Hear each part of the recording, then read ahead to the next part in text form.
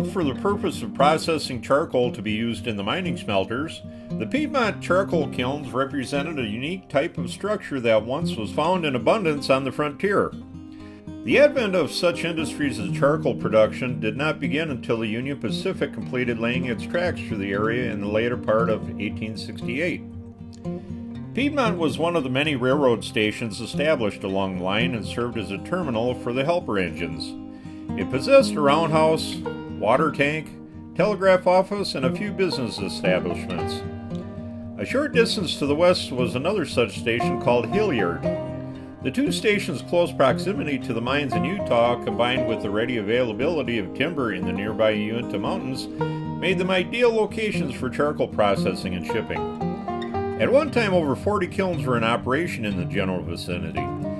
And in 1873, it is estimated that over 100,000 bushels of charcoal per month was being produced.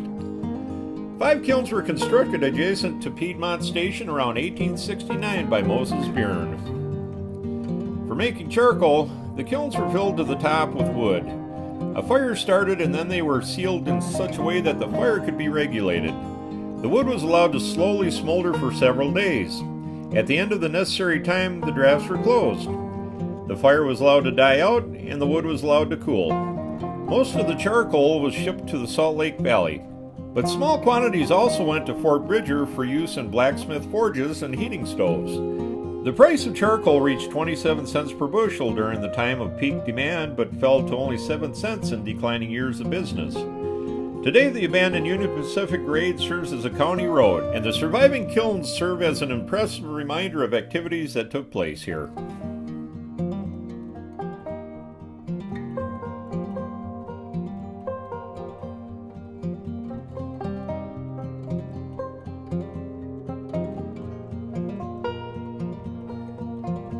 Piedmont, Wyoming, located southeast of Evanston, Wyoming, was settled about 1867 to provide railroad ties for the Union Pacific Railroad. Moses Byrne built several kilns here for producing charcoal, and Charles Guild established one of the first ranches in the territory. Both Byrne and Guild were Mormon pioneers. Originally, the area was named Byrne, but due to confusion with Bryan Station, was renamed Piedmont. Both Byrne's wives Ann Buse and Catherine Cardon and Guild's wife, Marie Madeline Cardon, were from small towns in the Torino province, part of the Piedmont region of northern Italy. The Guild family joined the Byrne family in 1866 at the Muddy River Station in southwest Wyoming. As the Transcontinental Railroad moved into western Wyoming, a wood and water station was needed, and it was found that a spot approximately 5 miles west of the Muddy River Station was ideal, being situated in the direct line of the track. Moses Byrne was asked to run the station. It was thought at first that they would call it Byrne, but it was later decided that the name might be confusing, since there was a station called Bryan west of Green River.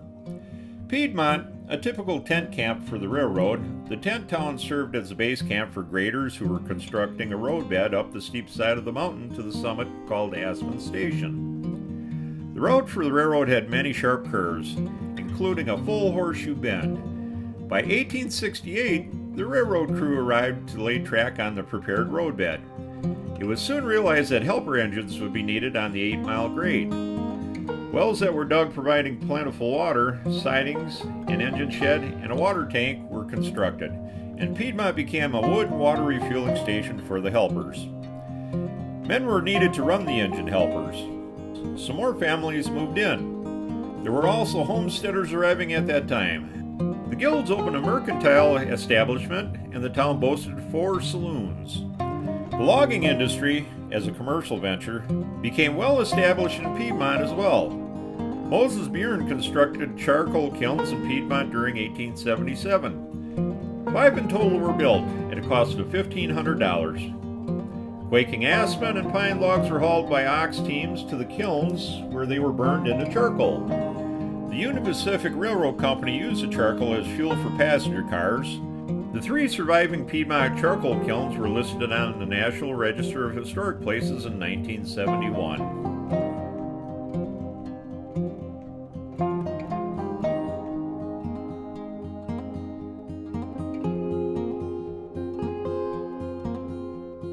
On May 5, 1869, the Central Pacific Railroad crossed Promontory Summit in Utah and stopped just a few feet short of the Union Pacific tracks. The north side of the rails were joined, but those on the south side were left for driving of the Golden Spike.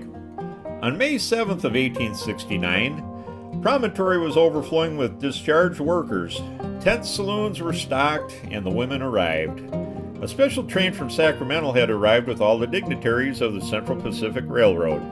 Things weren't going quite so well on the Union Pacific train. In Piedmont, there were 300 graders and tie cutters who had been discharged but not paid. The story was circulated that the financing of the railroad had collapsed and that upon completion of the railroad, the Union Pacific would receive a government subsidy. This would bankrupt the grading and tie contractors. They enlisted the aid of the telegrapher to let them know of the arrival of a special train in Piedmont. There the train met an obstacle of ties on the track, and by the time the ties were cleared off, the special car carrying the financial wizard and the Union Pacific vice president was side-railed, leaving the rest of the train to go on. A telegram was finally sent by the detained men that resulted in $200,000 being sent to give the workers their back pay. Another telegraph was sent to Promontory with the message that the dignitaries would not arrive there until May 10th when the money arrived at Piedmont. When the money arrived at Piedmont, the train car was recoupled and sent on its way. The Golden Spike was driven on Monday, May 10th, 1869. It was later reported that the Salt Lake banker sent a telegram to Fort Bridger for troops to go into Piedmont, but the telegrapher took the message off and no troops were sent. Robert Fulton, a telegrapher in Rawlins, Wyoming in 1869, established the date of the hijacking as being May 7th. Some historians disagree on the date, but in any case, newspaper accounts of the holdup brought temporary fame to Piedmont.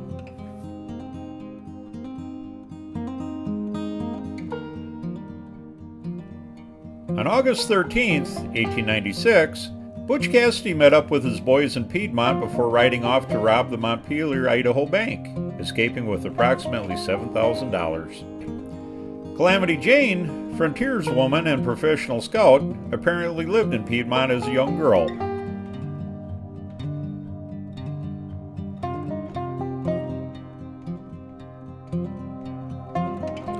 About 1910, the Union Pacific Railroad began digging the Aspen Tunnel through the Aspen Mountain. The completion of the tunnel, approximately 1.5 miles long, resulted in the elimination of the steep, winding grade from Piedmont to Aspen Station.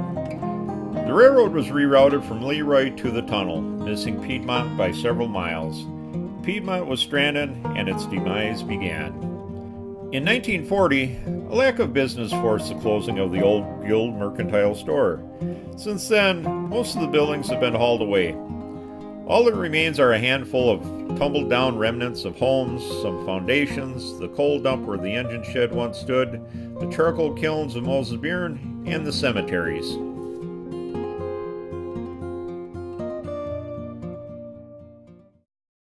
If I could go back in time, I'd pack my bags right now.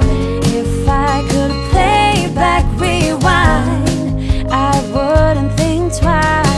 A pair of jeans and a dusty shirt, we didn't have a dime. No, you and me were poor as dirt, all we had was time.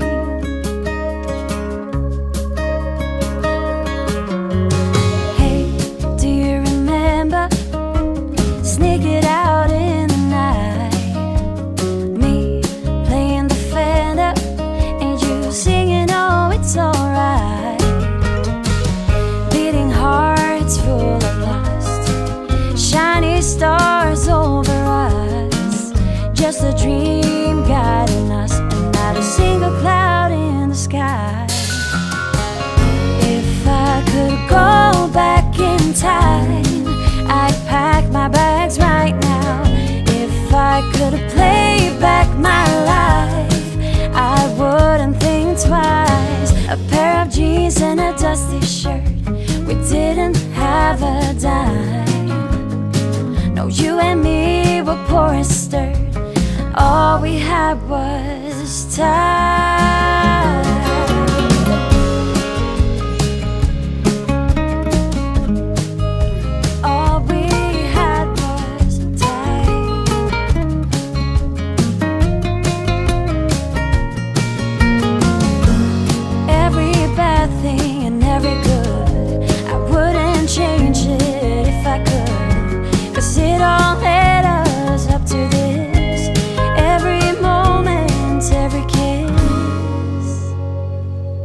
like to thank you all for stopping by and taking in the views. And if you would, could you please share this video wherever possible? Also, please rate and subscribe. Until next time, have a good day, everybody. Bye-bye. If I could go back in time, I'd pack my bags right now. If I could play back, rewind, I wouldn't think twice. A pair of jeans and a dusty shirt, we didn't have a dime. No, you and me were poor as dirt, all we had was time.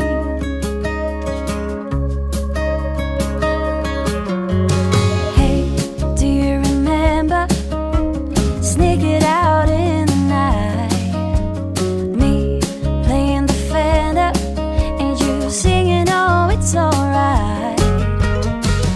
Beating hearts full of lust, shiny stars over us, just a dream guiding us, and not a single cloud in the sky. If I could go back in time, I'd pack my bags right now. If I could play back, rewind, I wouldn't think twice. A pair of jeans and a dusty shirt, we didn't have a dime.